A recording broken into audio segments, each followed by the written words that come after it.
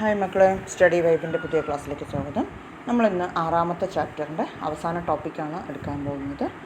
നിങ്ങൾ കഴിഞ്ഞ ക്ലാസ്സുകളൊക്കെ കേട്ടിട്ടുണ്ടാവും, വായിച്ച് പഠിച്ചിട്ടുണ്ടാവും എന്ന് മനസ്സിൽ വിശ്വസിക്കുന്നു. ഉറപ്പായിട്ടും പഠിക്കുക, നന്നായിട്ട് നിറയെ മാർക്ക് വാങ്ങാൻ ശ്രമിക്കുക. നമ്മളുടെ ഈ 6 ചാപ്റ്റർ നിങ്ങളുടെ മോഡൽ എക്സാം ആകുമ്പോഴേക്കും വൃത്തിയായിട്ട് പഠിക്കാൻ പറ്റിയിട്ടുണ്ടെങ്കിൽ ഉറപ്പാണ് ഞാൻ പറഞ്ഞ എല്ലാ ക്വസ്റ്റ്യൻസും അതിനകത്തുണ്ടാകും.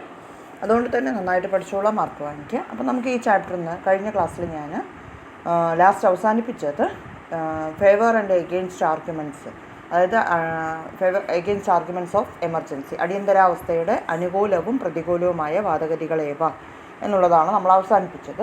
അപ്പോൾ അതിൽ നമുക്ക് നോക്കാം, ഒന്ന് ചുരുക്കി നോക്കിയിട്ട് അടുത്ത പോർഷനിലേക്ക് കയറാം. അതായത് നമ്മളുടെ ഇന്ത്യയിൽ അടിയന്തരാവസ്ഥ ആവശ്യമായിരുന്നു എന്ന് അതിനെ അനുകൂലിക്കുന്നവർ പറയുന്നുണ്ട്. അതായത് ഇന്ദിരാഗാന്ധിയുടെ ഒപ്പം നിൽക്കുന്ന ആൾക്കാർ പറയുന്നത് അടിയന്തരാവസ്ഥ നമുക്ക് ആവശ്യമായിരുന്നു എന്നുള്ളതാണ്. അതെന്തുകൊണ്ടാണ് പറയണമെന്ന് ചോദിച്ചാൽ, ജനാധിപത്യപരമായി തിരഞ്ഞെടുക്കപ്പെട്ട ഒരു ഗവൺമെൻറ്റിനെതിരെ നിരന്തരമായി ക്രമസമാധാന പാലനം നഷ്ടപ്പെടുത്തുന്ന വിധത്തിൽ പ്രക്ഷോഭങ്ങളും സമരങ്ങളും കലാപങ്ങളും ഒക്കെ സംഘടിപ്പിച്ചാൽ അത് അവസാനിപ്പിക്കാൻ മാത്രമേ ഗവൺമെൻറ്റിന് സമയം ഉണ്ടാവുള്ളൂ എന്നും, രാജ്യത്തിൻ്റെ വികസന പ്രവർത്തനങ്ങളിൽ നോക്കാനുള്ള ഒരു തയ്യാറെടുപ്പ് നടത്താനുള്ള, വികസന പ്രവർത്തനങ്ങളിൽ മാറ്റി നിർത്തുന്ന ഒരു പരിപാടികളാണ്, അത് അട്ടിമറിക്കുന്ന പരിപാടികളാണ് പ്രതിപക്ഷത്തിൻ്റെ ഭാഗത്തു നിന്നോ അല്ലെങ്കിൽ സമൂഹത്തിലുണ്ടായത് എന്നും അതൊക്കെ അവസാനിപ്പിക്കലായിരുന്നു അന്ന് വഴിയുണ്ടായിരുന്നത് എന്നും ഇന്ദിരാഗാന്ധി ഷാ കമ്മീഷൻ, അതായത് അടിയന്തരാവസ്ഥയെക്കുറിച്ച് അന്വേഷിച്ച കമ്മീഷനാണ് ഷാ കമ്മീഷൻ. അതൊരു വൺ വേർഡ് ക്വസ്റ്റ്യൻ നോക്കുക. അടിയന്തരാവസ്ഥയെക്കുറിച്ച് അന്വേഷിച്ച കമ്മീഷൻ ഏത് എന്ന് ചോദിച്ചാൽ ഷാ കമ്മീഷൻ. ആ ഷാ കമ്മീഷന് ഇന്ദിരാഗാന്ധി നൽകിയ ഒരു മറുപടി കത്തിലാണ് ഇത് കാണുന്നത്. അതായത് ഭരണഘടനാ വിരുദ്ധമായ മാർഗങ്ങളിലൂടെ സമരം ചെയ്ത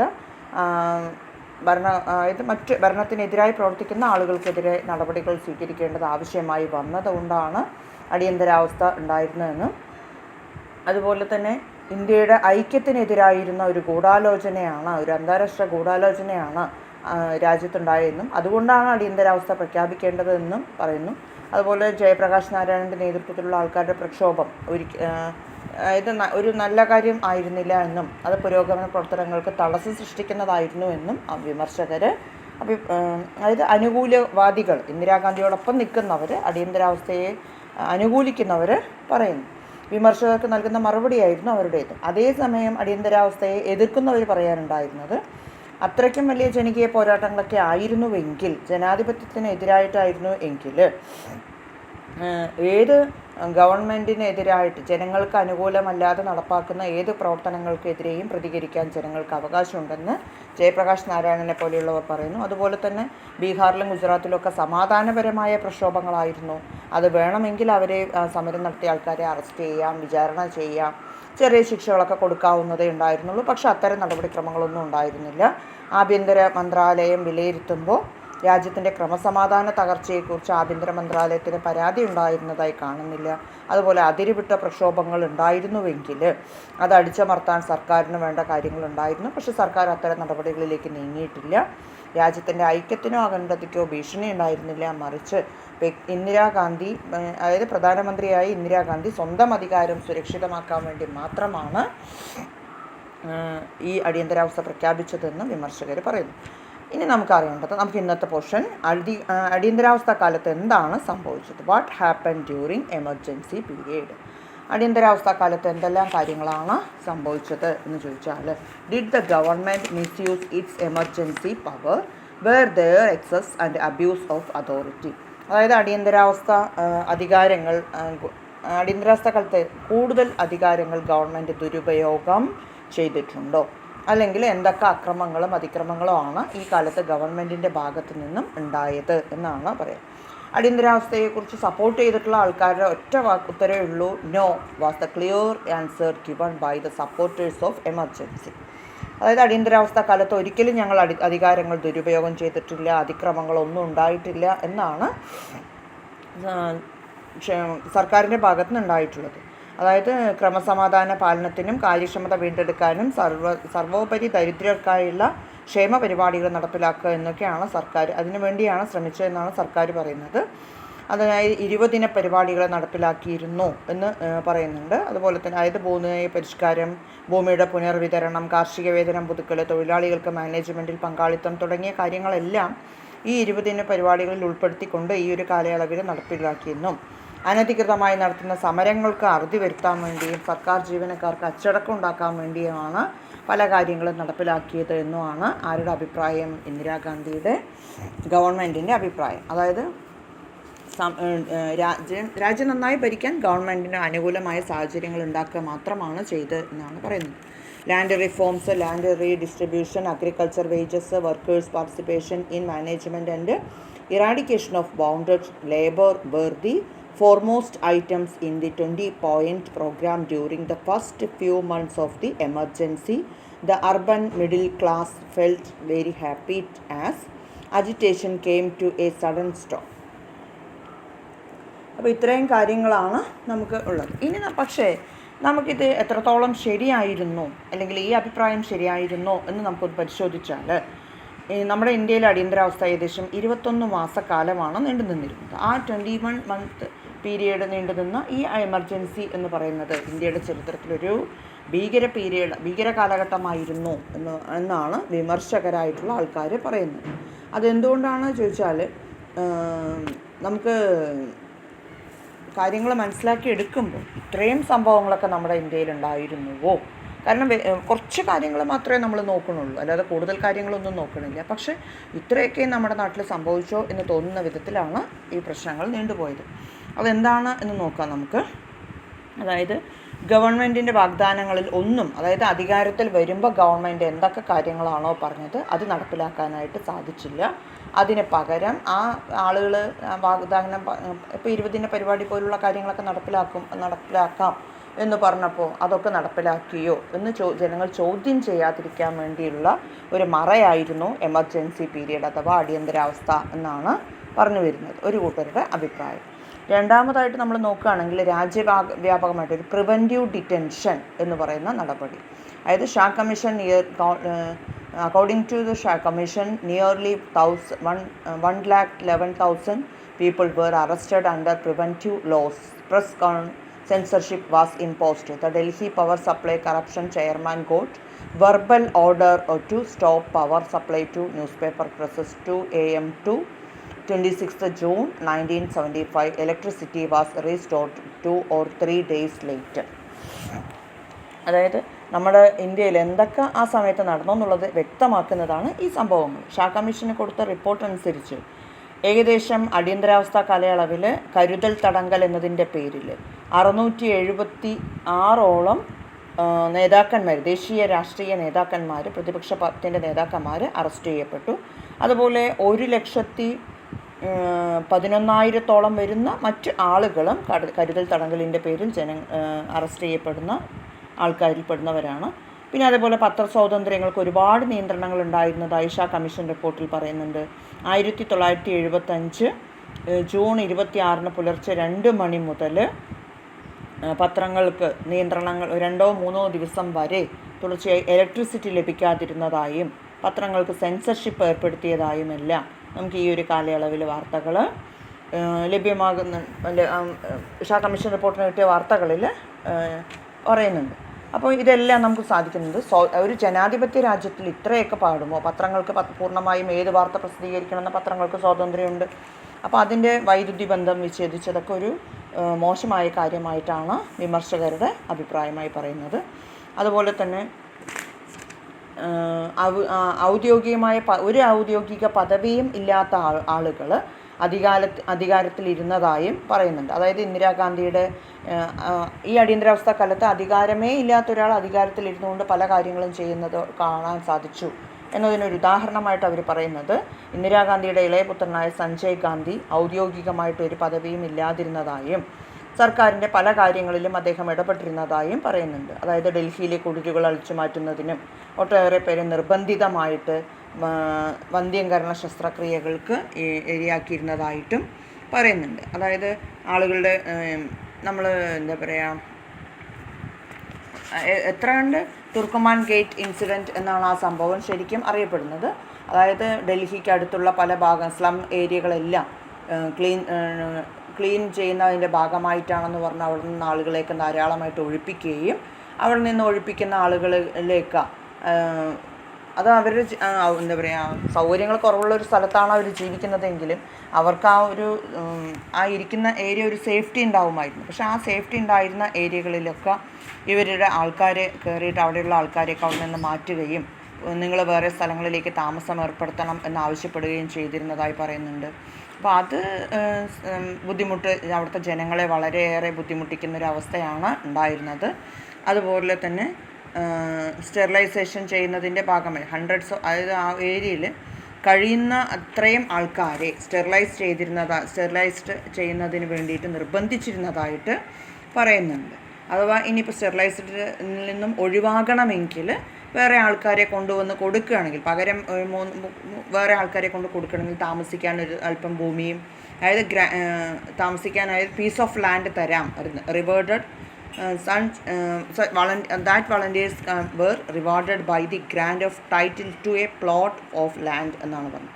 വീട് കെട്ടാൻ ഇത്തിരി സ്ഥലം തരാം, അതുപോലെ സ്റ്റെറിലൈസ്ഡിൽ നിന്നും നിങ്ങളെ ഒഴിവാക്കി തരാം എന്നൊക്കെ പറഞ്ഞിട്ടാണ് ചെയ്തിരുന്നതെന്ന് പറയുന്നത്. അപ്പോൾ അതൊക്കെ ഒത്തിരി മോശമായ കാര്യങ്ങളായിട്ട് നമുക്ക് അനുഭവപ്പെടുന്നവയാണ്. അങ്ങനെയുള്ള കാര്യങ്ങളൊക്കെ, അതായത് വന്ധ്യംകരണത്തിന് ആളുകളെ നിരന്തരമായി പ്രേരിപ്പിക്കുകയും അങ്ങനെ വന്ധ്യംകരണത്തിന് വിധേയമാകാൻ പേടിയുള്ള ആളുകൾക്കാണെങ്കിൽ അതിൽ നിന്നും ഒഴിവാകണമെങ്കിൽ ഒരു വഴിയുണ്ട്, പകരം വേറെ ആൾക്കാരെ കൊണ്ട് തരികയാണെങ്കിൽ ഇവരെ ആ ശിക്ഷയിൽ നിന്നും ഒഴിവാക്കി തരാം എന്ന് പറയുന്നുണ്ട്. അപ്പോൾ അതൊക്കെ ഒരു മോശം കാര്യങ്ങളായി പറയുന്നു. താമസിക്കാൻ ഒരു തുണ്ട് ഭൂമിയും തരാം എന്നൊക്കെ പറഞ്ഞിട്ടാണ് അവരെ ഭീഷണിപ്പെടുത്തിയിരുന്നത്.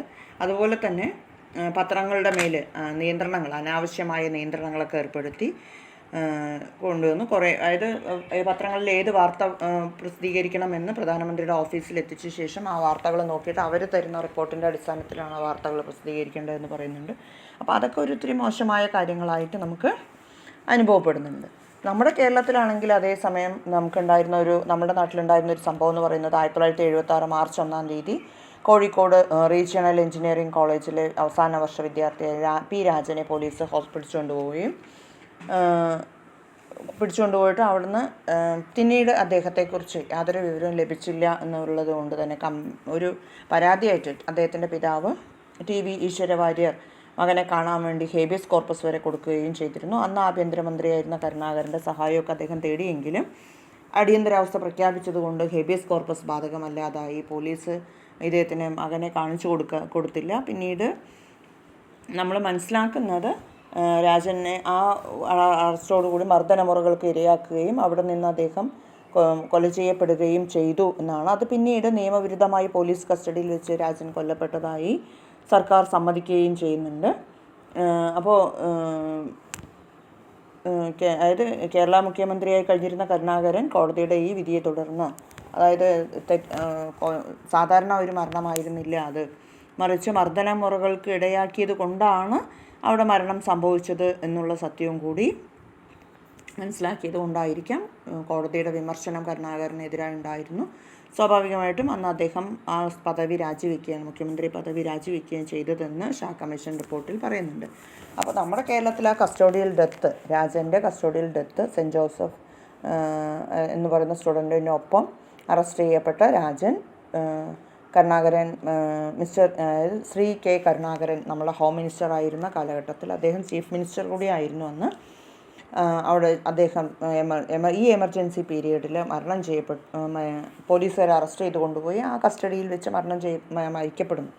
അപ്പോൾ അത് കൊല്ലപ്പെടുകയാണ് അല്ലെങ്കിൽ മരണം സംഭവിച്ചു എന്നുള്ളത് വ്യക്തമായി പോലീസിൻ്റെ കീഴിൽ തന്നെയാണത് സംഭവിച്ചത് എന്ന് തെളിയിക്കപ്പെടുന്നതോടുകൂടി ഹൈക്കോർട്ട് പിന്നീട് ഇതൊക്കെ കഴിഞ്ഞിട്ടാണ് ഹേബിയസ് കോർപ്പസ് കൊടുത്തു, അതെല്ലാം കഴിഞ്ഞു, അടിയന്തരാവസ്ഥ മുഴുവനും കഴിഞ്ഞ് 21 മാസങ്ങൾക്ക് ശേഷമാണ് പ്രൂവ് ചെയ്യപ്പെടുന്നത് അത് അദ്ദേഹം അവിടെ പോലീസ് കസ്റ്റഡിയിൽ വെച്ചാണ് മരിച്ചത് എന്നുള്ളത്. അപ്പോൾ എന്തായാലും ഇതൊരു സംഭവം മാത്രമാണ്. ഇതുപോലെ കുറേ സംഭവങ്ങൾ നമ്മുടെ രാജ്യത്തിൽ ഉണ്ടായിരുന്നതായി നമുക്ക് മനസ്സിലാക്കാൻ സാധിക്കുന്നു.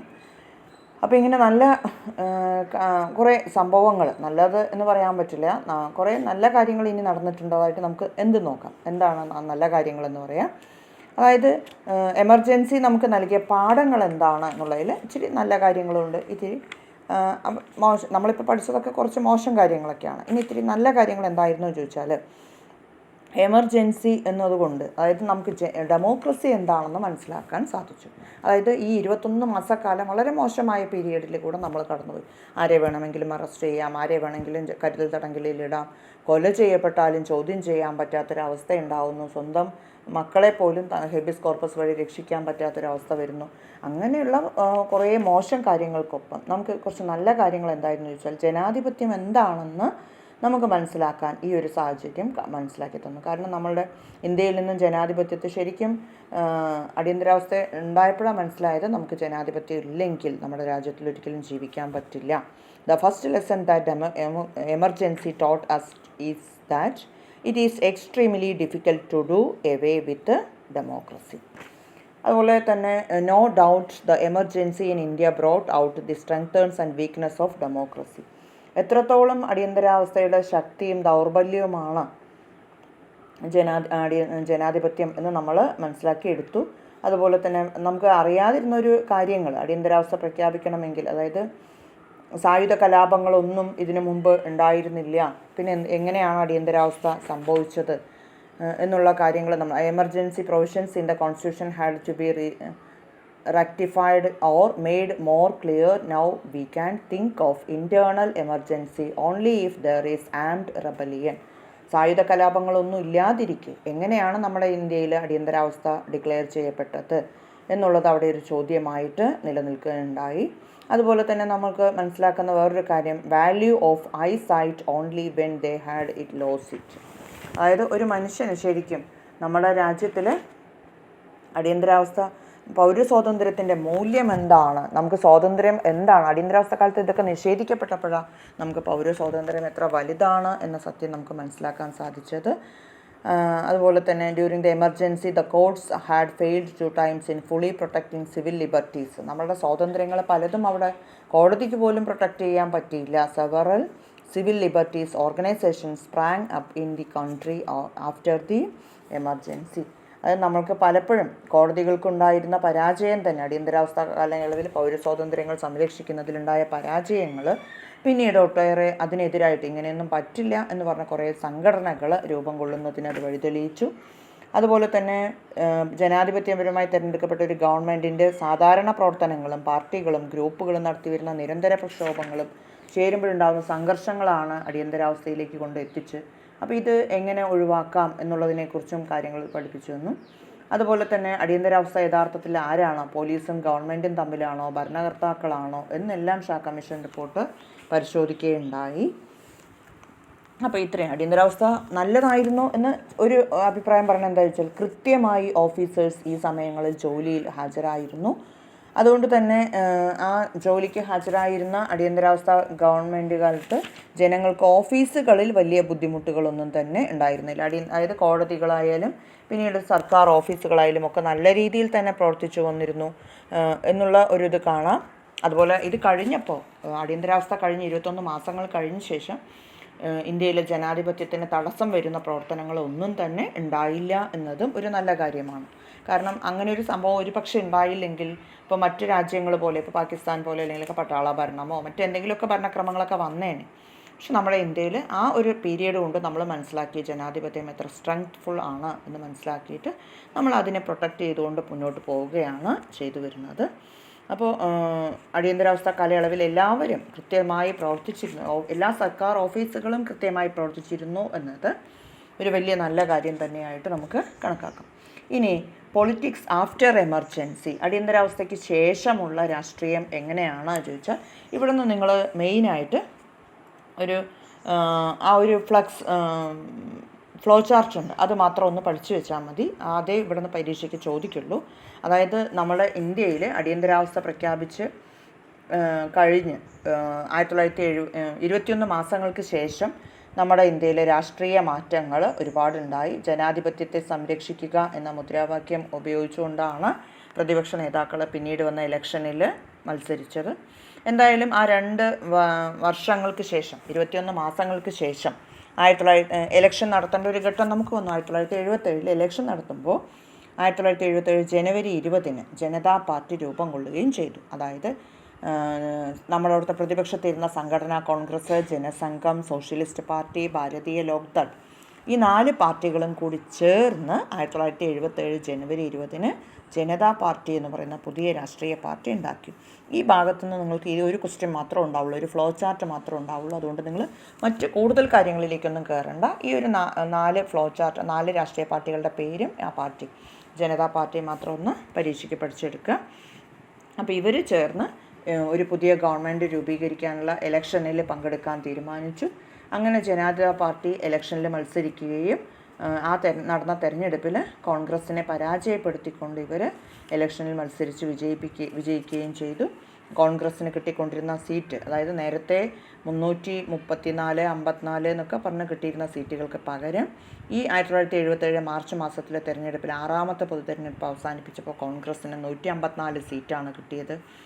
മാർക്സിസ്റ്റ് പാർട്ടി, അതായത് CPM-ന് 22ഉം CPI-ക്ക് 7 സീറ്റും കിട്ടി. ബാക്കി നാഷണൽ കോൺഗ്രസ്സിന് 3 സീറ്റും ജനതാ പാർട്ടി 295 സീറ്റും നേടിയെടുക്കുകയും ചെയ്തു. അപ്പോൾ ഈ പാർട്ടിയുടെ അതായത് നമ്മൾ പ്രധാനമായിട്ട് കോൺഗ്രസ് O ഗ്രൂപ്പ് സംഘടനാ ഗ്രൂപ്പാണ്. അതുപോലെ ജനസംഘം, ഭാരതീയ ലോക്ദൾ, സോഷ്യലിസ്റ്റ് പാർട്ടി, ഇവരുടെയൊക്കെ നേതാക്കളെന്ന് പറയാവുന്ന ആൾക്കാരായിട്ടുള്ളത് നമ്മൾക്ക് ജഗജീവൻ റാവും, അതുപോലെ തന്നെ അതിലെ ഓരോ പാർട്ടിയുടെയും നേതാക്കന്മാർ, ജയപ്രകാശിൻ്റെ നേതൃത്വത്തിലുള്ള ആൾക്കാർ ഒരു പാർട്ടി, അതുപോലെ തന്നെ ജഗജീവൻ റാവുവിൻ്റെ നേതൃത്വത്തിലുള്ള മറ്റൊരു പാർട്ടി, ഇവരൊക്കെ ചേർന്നിട്ടാണ് 4 പാർട്ടിക്കാർ ചേർന്നിട്ടാണ് ഈ ഒരു പാർട്ടി ഉണ്ടാക്കിയത്. അതുകൊണ്ട് തന്നെ അഭിപ്രായ വ്യത്യാസങ്ങളും പിന്നീട് ഈ പാർട്ടിയിൽ കൂടുതലായി വന്നു.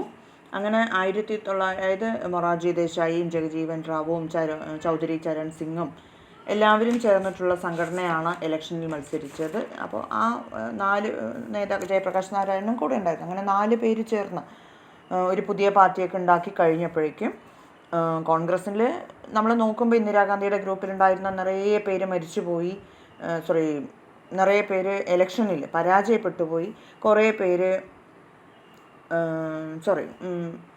അതായത് നമ്മുടെ കോൺഗ്രസിൻ്റെ തെരഞ്ഞെടുപ്പിൽ ഇപ്പോൾ ജഗജീവൻ റാവുവിൻ്റെ ഒരു ഗ്രൂപ്പ്, ചൗധരി ചരൺ സിംഗിൻ്റെ ഒരു ഗ്രൂപ്പ്, പിന്നെ ജയപ്രകാശ് നാരായണൻ, മൊറാർജി ദേശായി, ഈ 4 പേരും ചേർന്നാണ് പുതിയ രാഷ്ട്രീയ പാർട്ടിയൊക്കെ ഉണ്ടാക്കിയത്. അപ്പോൾ ഇവരുടെ 4 പേർക്കും കൂടെ ഒരു ചെറിയൊരു പ്രത്യേകതയുണ്ട്. 4 പേരും ഇലക്ഷനിൽ ജയിക്കണം, പ്രധാനമന്ത്രിയാകണം എന്ന് ആഗ്രഹിക്കുന്ന ആൾക്കാർ തന്നെയായിരുന്നു. അതുകൊണ്ട് തന്നെ ഇവർക്കിടയിൽ പിൽക്കാലത്ത് അധികാര തർക്കങ്ങളൊക്കെ ഉണ്ടാവുകയും കൃത്യമായി 5 വർഷത്തേക്ക് തിരഞ്ഞെടുത്ത ഗവൺമെൻറ്റിന് ആ 5 വർഷത്തെ ഭരണം പൂർത്തിയാക്കാൻ കഴിയാതെ വരികയും 79 ആകുമ്പോഴേക്കും അവർക്ക് വീണ്ടും ഇലക്ഷൻ നേരിടേണ്ട ഒരു അവസ്ഥ ഉണ്ടാവുകയും ചെയ്തു വന്നു എന്നത് ഒരു പോരായ്മയായിട്ട് മാറും. നല്ല വ്യക്തമായ ഭൂരിപക്ഷം ഉണ്ടായിരുന്നു, 295 സീറ്റൊക്കെ അവർക്കുണ്ടായിരുന്നെങ്കിലും പൂർണ്ണമായും അവർക്ക് 5 വർഷം ഭരിക്കാൻ കഴിയാതെ വന്നത് അവരുടെ ഒരു പോരായ്മയായിട്ട് നമ്മൾ കണക്കാക്കുന്നുണ്ട്. അതേസമയം തന്നെ മറ്റ് രാഷ്ട്രീയ പാർട്ടിക്കാർ പ്രതിപക്ഷം സ്ട്രോങ് അല്ല എന്ന് തെളിയിക്കുന്ന തരത്തിൽ, അതായത് ഇന്ദിരാഗാന്ധിയുടെ ഗ്രൂപ്പിനാകെ അന്ന് 154 സീറ്റൊക്കെ ഉണ്ടായിരുന്നുള്ളൂ, പ്രതിപക്ഷം സ്ട്രോങ് അല്ല, അപ്പോൾ നമുക്ക് സുഖമായിട്ട് 5 വർഷം ഭരിക്കാമെന്ന് പ്രതീക്ഷിച്ചിരുന്ന പാർട്ടിക്കാർക്ക് അധികാരമോഹങ്ങൾ കൂടിയതോടുകൂടി അവരുടെ അധികാരങ്ങൾ നഷ്ടപ്പെടുന്നൊരവസ്ഥയൊക്കെ നമുക്കിത് കാണാൻ കഴിയും. പിന്നെ നമ്മൾ പിന്നീട് ചിന്തിക്കുകയാണെങ്കിൽ 2 വർഷം കഴിഞ്ഞിട്ട് ഇവരെ പരാജയപ്പെടുമ്പോൾ നമ്മൾ ചിന്തിക്കുന്നൊരു കാര്യം, കോൺഗ്രസ് അല്ലാതെ വേറെ ആർക്കും രാജ്യം 5 വർഷത്തേക്ക് പൂർത്തിയായിട്ട് ഭരിക്കാൻ പറ്റില്ല എന്നൊരു കൺസെപ്റ്റിലേക്ക് എത്തിക്കുകയും ചെയ്തു എന്നുള്ളതാണ്. അപ്പോൾ നമുക്ക് അവിടെ നിന്ന് നിങ്ങൾ ഈ ഒരു പോർഷന് കാര്യമായിട്ടൊന്നും പഠിക്കാനില്ല, നമുക്ക് നോക്കാം അങ്ങനെ എന്താണെന്ന്. ഈ ഒരു ഫ്ലോ ചാർട്ട് ഈ ഒരു പോർഷന് പഠിച്ചു വയ്ക്കുക. അപ്പോൾ നമുക്ക് നാളെ അടുത്ത ക്ലാസ്സിൽ നമുക്ക് ഒരു റിവിഷൻ ക്ലാസ് ഈ ഒരു ചാപ്റ്ററിനെ കുറിച്ചുണ്ടാവും. അപ്പോൾ ഞാനത് ഒരു ചെറുതായിട്ട് ഒന്ന് സൂചിപ്പിച്ച് റിവിഷൻ ക്ലാസ് ഒന്ന് എടുക്കാനുള്ള, പരീക്ഷയ്ക്ക് പഠിക്കാനുള്ള റിവിഷൻ ക്ലാസ് ഒന്ന് നോട്ട് ചെയ്യാം. അപ്പോൾ 6 ചാപ്റ്ററിലെയും കാര്യങ്ങൾ നന്നായിട്ട് പഠിച്ചെടുക്കാൻ മക്കൾ നിറയെ മാർക്ക് വാങ്ങാൻ ശ്രമിക്കുക. അത് നമ്മളുടെ വിജയത്തിന് വഴിയൊരുക്കട്ടെ എന്ന് മാത്രം ആഗ്രഹിക്കുന്നു. നന്നായിട്ട് പഠിക്കുക, നിറയെ മാർക്ക് സ്കോർ ചെയ്യുക.